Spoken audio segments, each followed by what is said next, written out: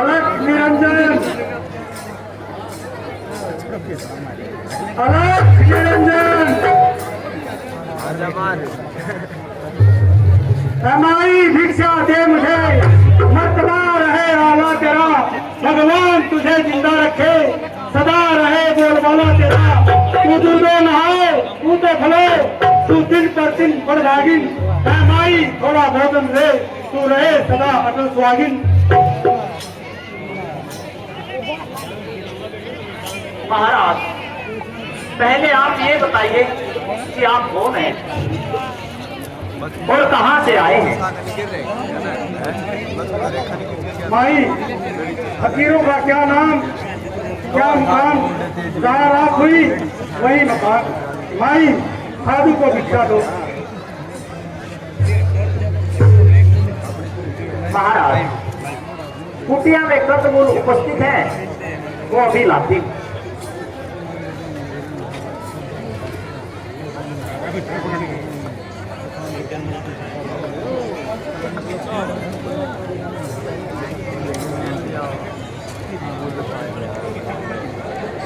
यही सही मौका है, आसपास कोई भी नहीं।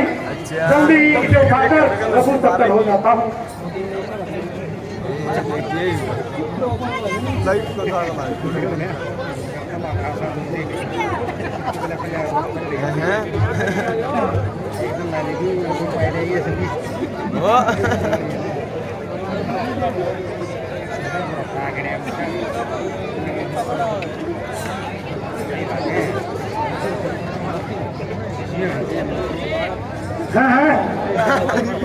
यह कैसी रेखा है?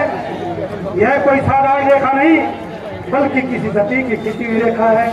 यह माया है या तेज किसी योगी का है, अथवा सीता है महाशक्ति, सच इसी का है। जो रेखा उल्लंघन करता हूँ तो निश्चय ही अपमान मेरा। ये कैसा सीता हर यहाँ होता प्राणों का हर मेरा। अगर मैं रेखा के अंदर जाता हूँ तो निश्चय ही अपने प्राणों से आपको बैठूंगा। इसलिए कोई ऐसा उपाय बनाता हूँ, सीता को इस रेखा से बाहर लाता हूँ।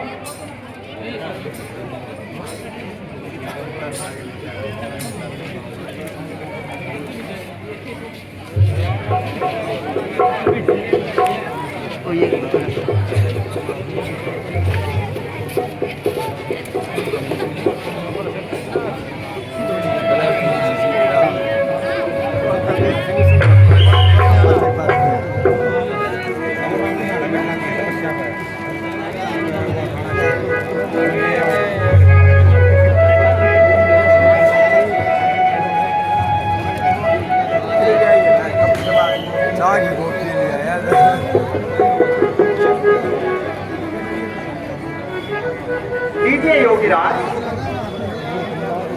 कंदमूल हाजिर है। देवी, हम बंधी हुई भिक्षा नहीं लेते। अगर आपको भिक्षा देनी है तो इस रेखा से बाहर आकर भिक्षा दीजिए। हे योगीराज, ये रेखा मेरे देवर की लक्ष्मण की है। उनकी आज्ञा का उल्लंघन मैं नहीं कर सकती। क्षमा कीजिए महाराज, ये रेखा छूट नहीं सकती। ये आन लक्ष्मण देवर की है तो मुझसे टूट नहीं सकती। हे साधुराज, मैं बाहर आने में मजबूर हूं, आप ये भिक्षा दे दीजिए। नहीं माई, अगर भिक्षा ही देनी है तो रेखा से बाहर आकर दीजिए, अन्यथा मैं आपके द्वारे से खाली हाथ लौट करूंगा। हे भगवान, क्या करूं? अजीब संकट है। अगर इस रेखा से बाहर जाती हूं तो लक्ष्मण की आज्ञा का उल्लंघन होता है। अगर नहीं जाऊं तो ये साधु बिना भिक्षे दिए वापस जाता है। अगर साधु खाली हाथ गया मुझे बहुत संताप होगा और बहुत बड़ा पाप होगा। अच्छा, यह ठीक है, मैं रेखा से बाहर जाती हूँ देवर की आन रहे न रहे, रखूंगी धर्म गृहस्थी का। अब रेखा का ध्यान छोड़, करती हूँ कर्म गृहस्थी का। लीजिए योगीराज, अब तो भिक्षा ले लीजिए। थोड़ा और आ गया। देवी थोड़ा सा और आगे आओ। लीजिए योगीराज। थोड़ा पंखा का जाग लग गई। देवी थोड़ा सा और आगे आओ। ये लीजिए योगीराज। बस जरा सा और आगे आओ। लो भगवान, एक बार वो राजा आप में तो से ग्रहण कीजिए। देवी बस थोड़ा सा और आगे आओ।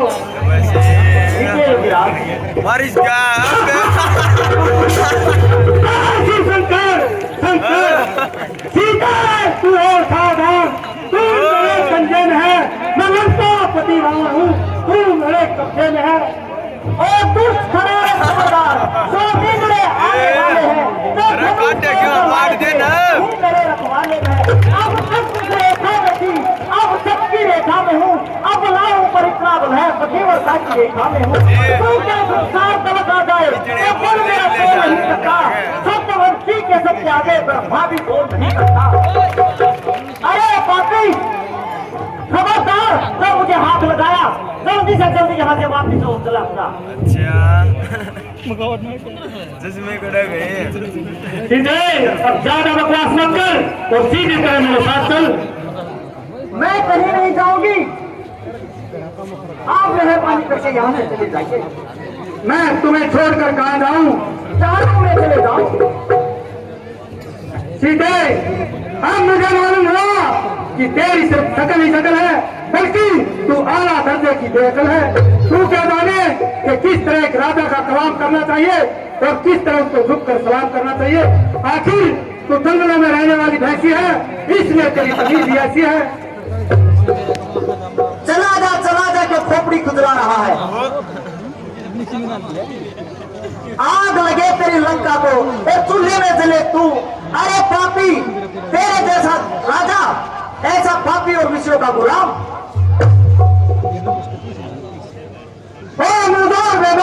मिट्टी में रख दिया और इतनी तेज तरह जवान चला रही है और सिर पर चढ़ी आ रही है। मैं तुझे अपने साथ ले जाऊंगा और तुझे तमीज सिखाकर वैसी से इंसान बनाऊंगा। ताजुब है, आप इस जंगली भैंसी के साथ बहस क्यों कर रहे हैं? मैं तुझे अपने साथ ले जाऊंगा और अपने पटरानी बनाऊंगा। चला जा, क्यों इतनी खोपड़ी खुदरा रहा है? सीधे जरा अच्छी तरह सोच विचार ले। 14 साल का तो सिर्फ पाना है, वरना इन भोंदुओं का इन जंगलों में ठिकाना है। मेरे साथ चलेगी तो लंका की पटरानी कहलाएगी।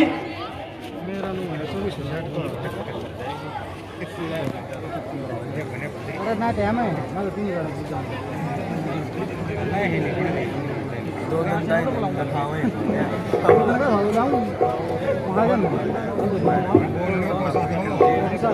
ये सोचता बता तेरा रक्षक कौन है?